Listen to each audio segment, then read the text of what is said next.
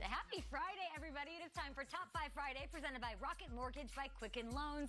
Here are some options. These are the top 5 fantasy values for Week 10. You're still in this thing, but you have 6 teams to deal with on a bye. The Patriots, Texans, Jaguars, the Broncos, the Eagles, and the Redskins. At quarterback, I like Jimmy Garoppolo.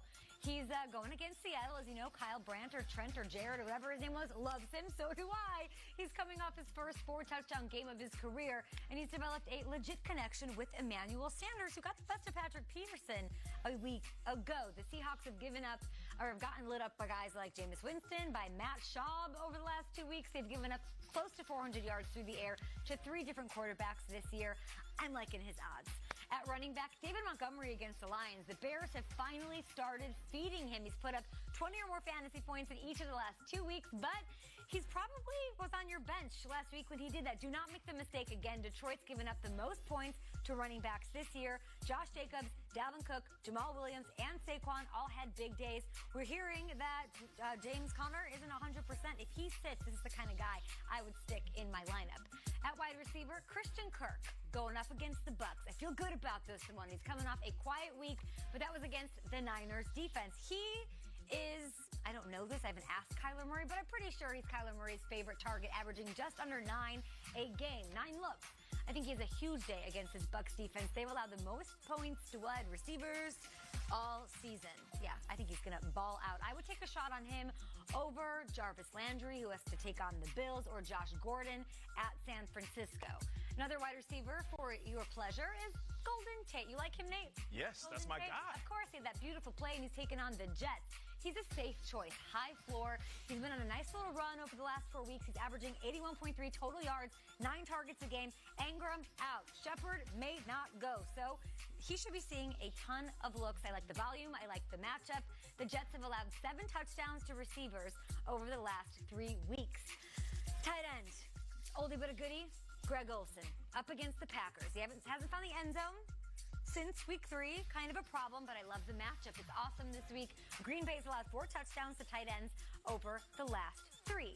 There you have it, your Top 5 Friday. Let's do a little recap action. Garoppolo, Montgomery, Christian Kirk, Golden Tate, 2 wide receivers with 6 teams on a bye and a tight end.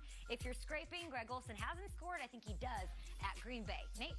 Awesome stuff, Kay. We appreciate you with the fantasy update. Speaking of giving people their fantasy, as part of this season's Huddle for 100, the NFL Salute to Service campaign encourages fans to join the NFL and its players in honoring those who have bravely served this country.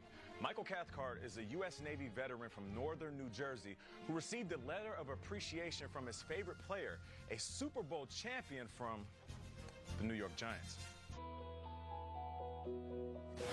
Now you can join the NFL in saluting those who bravely serve our country. Visit NFL.com/salute to learn how you can send a letter of your own. Remember, a little gratitude goes a long way. Salute to service is going on. We see you're rocking the pins all month. But military come to games a lot, and the NFL spends a lot of time with the military. What was it like having them at games? Well, I have men and women in my family who served our country, and I made sure, whether it was a game or practice, that I stopped everything that I did. I walked over, whether we were heading into a drill or if I just got out there. The coach would always know, you're not going to rush me over. If I'm talking and shaking hands, I want to do that to show them that even though we are looked at as heroes, that they are the real heroes. And I'm glad a guy like Justin Tuck wrote that letter because he's a legend. A legend. I actually ran into him last night randomly at a gym where my son plays at. His son is there as well. So he works full time. He supports his family, and he also takes time to show those who fought for our country and still do appreciation. Loved having him here at the breakfast table, a friend of the show. You can find out more and join the NFL Salute to Service, thanking our service members at NFL.com/salute. Let's talk Patriots. Okay, let's do it. Foxborough and Speaking of Justin Tucker.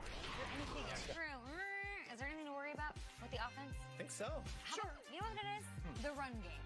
Okay. What's up, run game? What about Sony and Rex and all these guys, right? They got a million running backs. Hopefully Wynn can help out there. I think they missed the Gronkster.